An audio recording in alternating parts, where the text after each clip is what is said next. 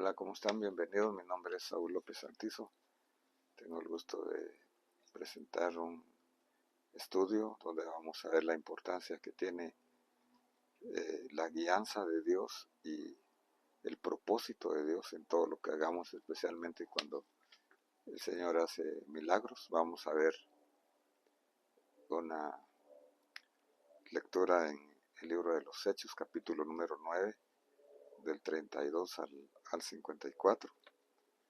Los casos de dos personajes interesantes, Eneas y Dorcas. Vamos a ver que después que el evangelista Felipe fue a predicar el evangelio de Cristo a las regiones fuera de Jerusalén, Judea, Samaria, y a unas regiones que vamos a ver aquí que se llaman Lida y Sarón, que es una llanura. Pedro va entonces a estas regiones donde Felipe estuvo. Pedro saliendo va a hacer una visita apostólica. Por un lado saliendo de su zona de confort, que era Jerusalén, pero por otro lado obedeciendo también el mandato que Jesús había hecho en Hechos 1:8.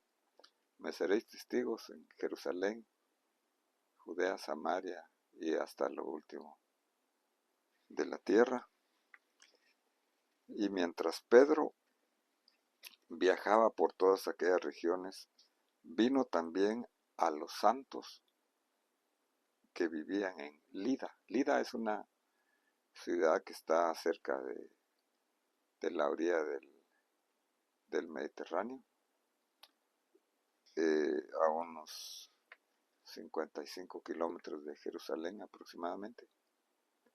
Notemos que dice a los santos que vivían en esa ciudad. Los santos son los creyentes, son todos aquellos que han sido salvos por la fe y han sido apartados por el Señor para un propósito. Ahí encontró a un hombre llamado Eneas, posiblemente era también de los discípulos, de los creyentes, o santos, como le llaman aquí, que había estado postrado en cama por 8 años porque estaba paralítico. Y Pedro le dijo: Eneas, Jesucristo te sana, levántate y haz tu cama. Entonces vemos aquí que no solamente Pedro está aprovechando la oportunidad que tiene cuando está en este lugar, sino que también está obrando con una guianza del Espíritu Santo. Aquí vemos el movimiento del don de sanidad. No ora, sino que solamente da la palabra, imitando a Jesús, con el cual él estuvo caminando y viendo los milagros durante 3 años. Aquí esto se parece mucho al Señor Jesús cuando sana a un paralítico y le dice: levántate, toma tu lecho y vete a tu casa. Después que le dice: tus pecados te son perdonados. Entonces Pedro está imitando aquí el método del Señor Jesús. Este hombre, entonces, Eneas, recibe una sanidad milagrosa. Ahora, otra cosa interesante es que Pedro dice: Eneas, Jesucristo te sana. Es interesante que deja bien claro quién es el que sana. No es ninguna persona, ningún santo, ningún ritualismo, ninguna criatura, sino que solamente es el Señor Jesucristo. Solamente es por la fe en el Señor que se recibe cualquier milagro, con su guía y su propósito. El propósito en este caso fue para que muchos creyeran. Dice: Al instante se levantó. Todos los que vivían en Lida y Sarón lo vieron y se convirtieron al Señor. Aquí está hablando de una cantidad de gente, posiblemente una multitud. Y está hablando de dos clases de poblaciones. Lida es una ciudad y Sarón es una llanura en aquel tiempo. Como vemos en la Escritura, la salud es una de las bendiciones que el Señor nos da. Con salud podemos servir mejor al Señor. Sin embargo, la salvación eterna del alma es algo más importante y es el propósito por el cual el Señor hizo este milagro y hace todos los milagros. Luego tenemos el caso de Tabita o Dorcas. Dice Hechos 9, del 36 en adelante. Había entonces en Jope una discípula llamada Tabita, que traducida al griego es Dorcas. Entonces está aquí otra población, Jope, que es lo que ahora cercano a la ciudad de Tel Aviv, a la orilla del mar Mediterráneo.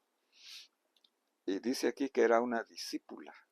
Esto es importante porque un discípulo es uno que recibe las enseñanzas de Jesús y las pone en práctica. La palabra Tabita en arameo o Dorcas en griego significa,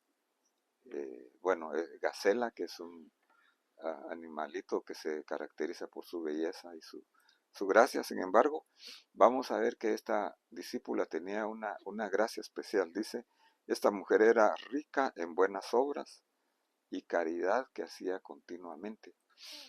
Era una discípula que no solamente tenía palabras, sino tenía hechos. Y dice que más adelante dice que ayudaba a las viudas. Posiblemente Felipe, recordemos que había sido diácono y que había tenido compasión y ayuda a las viudas. Posiblemente había enseñado también aquí el tener cuidado de las personas necesitadas. Sucedió en aquellos días que se enfermó y murió, y lavado su cuerpo lo pusieron en un aposento alto. Entonces también las personas buenas, generosas, pues el Señor permite cualquier cosa. Sin embargo, vamos a ver más adelante que esta es una de las 8 resurrecciones que se mencionan en la Biblia. Hay una del profeta Elías, 2 del profeta Eliseo, luego 3 del Señor Jesús, una del apóstol Pedro, que es la que estamos viendo aquí, y una del apóstol Pablo. Dice que Lida, la ciudad de Lida, estaba cerca de Jope, y los discípulos habían oído que Pedro estaba ahí. Mandaron a 2 hombres rogándole, no te tardes en venir a nosotros. Entonces Pedro fue a ellos. Cuando llegó, lo llevaron al aposento alto y todas las viudas lo rodearon llorando, mostrando todas sus túnicas y ropas que Dorcas solía hacer cuando estaba con ellas. Mas Pedro, haciendo salir a todos, se arrodilló. Aquí vemos entonces también imitando el apóstol Pedro, imitando al Señor Jesús. El Señor Jesús, cuando fue a la casa de Jairo y resucitó a la hija de Jairo, él sacó a todos. Está haciendo una imitación aquí. Y luego se arrodilló de rodillas, dice aquí. Hay un caso similar aquí de oración cuando Elías en Primera Reyes 17 del 20 al 22, Dios resucita a la hija de la viuda de Sarepta de Sidón. Elías ora primero, y aquí vemos a Pedro arrodillándose, oró. O sea, el Señor Pedro está buscando la dirección, la instrucción del Señor. Siempre la oración es una cosa clave para buscar la guía del Señor Jesucristo y que el Señor, que el Espíritu Santo, Dios Espíritu Santo, mueva sus dones también.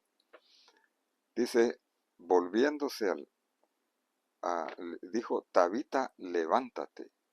Y ella abrió sus ojos y al ver a Pedro se incorporó y él le dio la mano y la levantó. Algo muy parecido a la hija de Jairo. También aquí vemos entonces la imitación de Pedro al Señor Jesús, imitando el ejemplo del Señor, siguiendo la guía del Señor.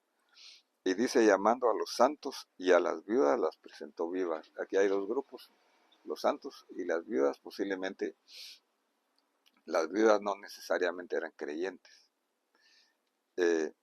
Y esto se supo en todo Jope, y muchos creyeron en el Señor. Aquí está el propósito, la salvación de las almas.